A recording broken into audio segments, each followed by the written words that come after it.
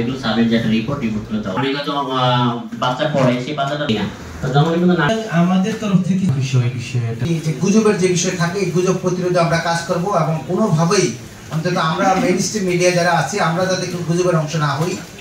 আর এখানে স্বাস্থ্য বিভাগের সর্বোচ্চ জেলার কর্মকর্তা আছেন, শুধু তাই নয়, এটা যেহেতু সরকারিভাবে এটি পরিচালিত হচ্ছে নিশ্চয়ই এটার কোনো ক্ষতিকারক বিষয়গুলো সরকার অবশ্যই দেখেছেন, স্বাস্থ্য বিভাগ দেখেছেন, আমরা সেই আস্থাটা আমরা রাখতে পারি।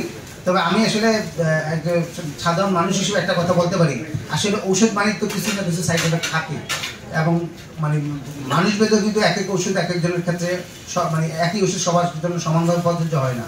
আপনারা জানেন যে টাফনি খেলেও কিন্তু এটা সাইড এফেক্ট আছে, তো এর অর্থ কি টাফনি খাওয়া কি বন্ধ আছে?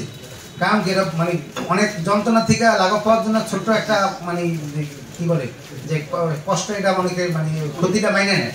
সুতরাং এটা যেহেতু টাইফয়েড খুব একটা গুরুত্বপূর্ণ এবং আমাদের দেশে টাইফয়েডটা খুব বেশি হয়, কোনো না কোনো সময় সবারই হয় এবং একাধিকবার অনেকের হয়। সুতরাং আমরা এই টিকাটা নিলে হয়তো এই আমাদের রোগ প্রতিরোধ এই সংক্রান্ত রোগ প্রতিরোধ ক্ষমতাটা বৃদ্ধি পাবে এবং এই টিকা সেই রোগের সাথে যুদ্ধ করবে। আসলে আমরা বিভিন্ন ক্ষেত্রে যেটা দেখি যে আমাদের দেশের বেশিরভাগ ক্ষেত্রে গুজবটা খুব দ্রুত ছড়ায়।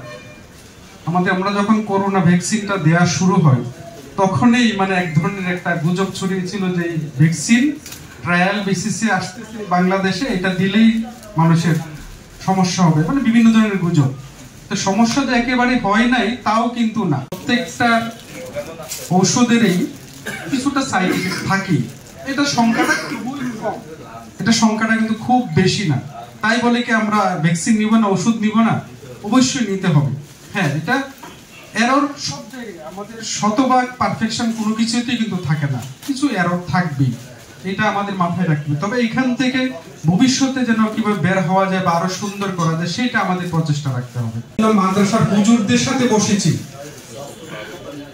তাদের কাছ থেকে যেটা শুনতে পারলাম যে এটা হালাল না বা হারাম এরকম একটা গুজব আছে, যে এটা আসলে কোন দেশি টিকা বা কিভাবে আসতেছে এটা কি, এই গুজবটা কিন্তু মাদ্রাসার এইটা আমরা মানে পেয়েছি আর কি। এইটার জন্য আমরা মাদ্রাসার বিভিন্ন পর্যায়ের আলেম সাহেবদের সাথে বসেছি, ইমাম সাহেবদের সাথে বসেছি, তাদের সাথে বোঝানোর চেষ্টা করেছি আসলে এই টিকাটা কিন্তু কোন ট্রায়াল বেসিসে বাংলাদেশে আসে নাই, এইটা টিকাটা কিন্তু অনেক আগে থেকেই আছে, বাট বাংলাদেশে এখন বিনামূল্যে সার্বজনীন ভাবে যেন এটা দেয়া হয়, এই জন্য সরকার উদ্যোগ নিয়েছে।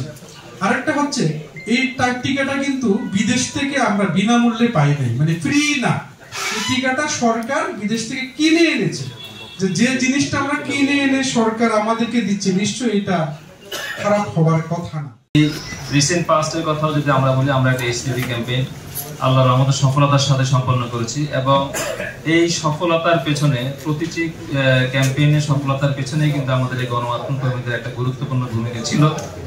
এবং আমি আশা করি যে আমাদের যে আপকামিং ইভেন্টস আসছে, আমাদের 12ই অক্টোবর থেকে যে টিসিবি ক্যাম্পেইন, এখানেও আপনাদের একটা সক্রিয় একটা ভূমিকা থাকবে এবং আপনাদের এই ভূমিকার কারণেই আমরা ইনশাল্লাহ এবারও একটা 100% না হলে আমি 95% অ্যাচিভমেন্টের একটা আশা করছি।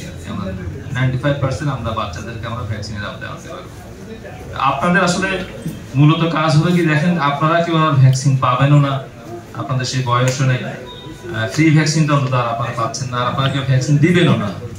আপনারা যেটা করবেন যে আজকে যে আমরা কিছু নলেজ নিয়ে গেলাম, এই নলেজগুলোর আওতায় যখনই কোথাও কোনো গুজব হবে ভ্যাকসিন, এটা হতেই পারে, কারণ বাংলাদেশে গত 5ই আগস্টের পরে আমরা প্র্যাকটিক্যালি দেখেছি যে আসলে গুজব কত ধরনের হতে পারে।